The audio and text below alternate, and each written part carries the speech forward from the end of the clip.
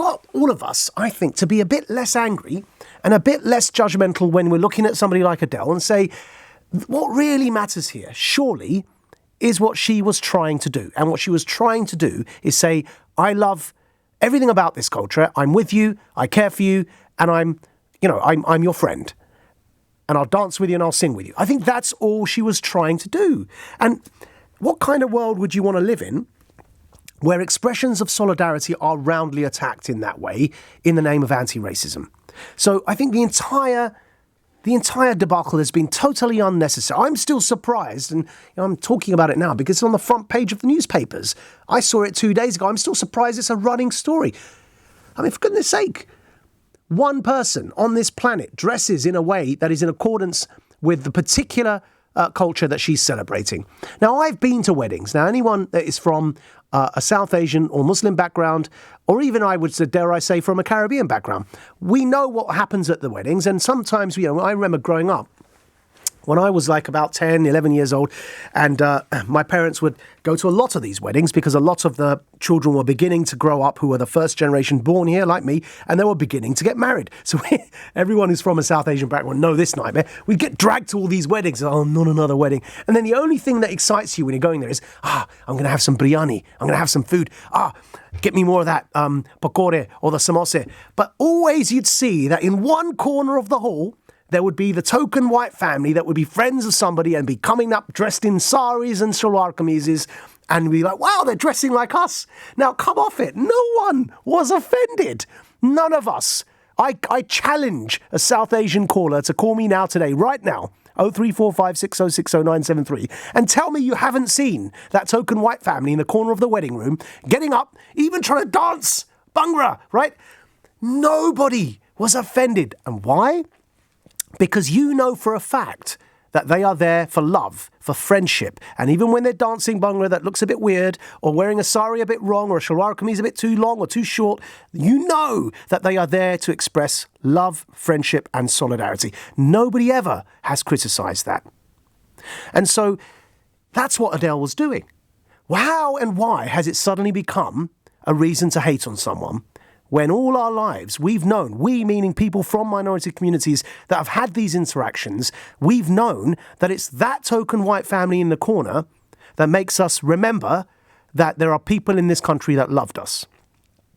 We've always known that those people that have been family friends, think back to the 80s and how bad it was growing up in this country to try and fit in. You will always be able to remember the people that stood with you. Why are we turning against those people now? It makes no sense.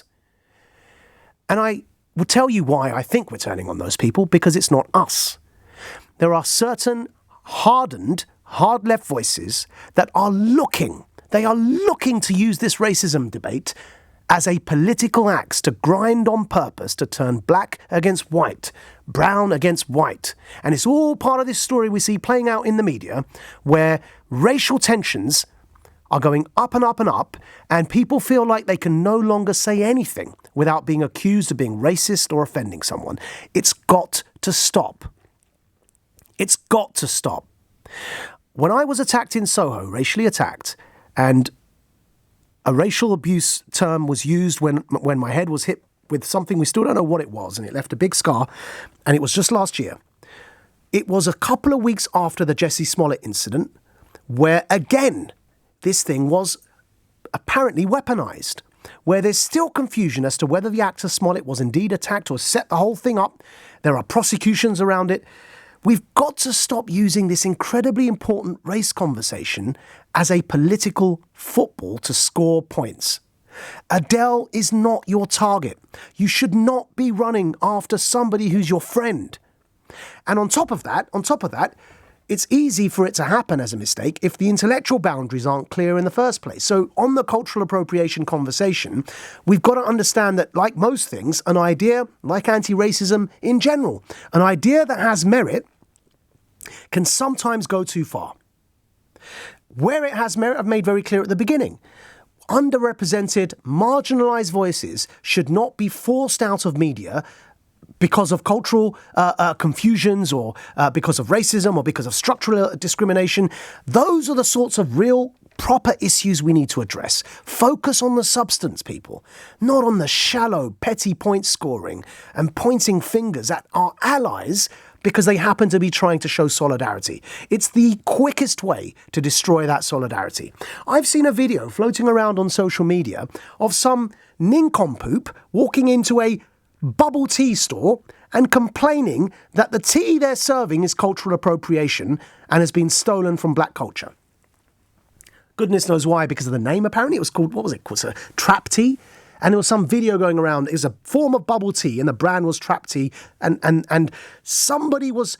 And of course, they've been emboldened to a point where they want to humiliate people by videoing them on their phones and uploading it on social media to get as big a stink as they can. And somebody was accusing this store of culturally appropriating tea without even realizing the only reason we have tea in the West in the first place is because of colonialism.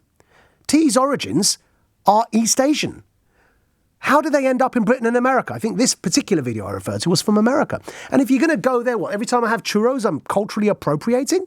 I can't now even eat a food that comes from a different culture? Well, I'm sitting here in a radio studio in the middle of London wearing a shirt. Now, my father and the culture he comes from and my mother have grown up wearing something that looks more like a tunic. And it goes down to your knees, right? Part of the shalwar kameez outfit. Now, is that what you want me to dress in? Now, when you start talking in this way, there is a flip side to this cultural appropriation conversation, which has severely racist consequences. Because, of course, then it means that, am I dressing incorrectly? Now, am I Muslim enough or somebody black enough that they're not dressing in a certain way that reflects their culture? Or truly, should we all be learning from each other? Mixing with each other and celebrating each other. Surely that's the way forward. And so I think we all need to calm down a bit. We need to give Adele a break. She was trying to show love, and we've got to understand that from the principle of charity, when people are your friends and are expressing love and support, why push them away?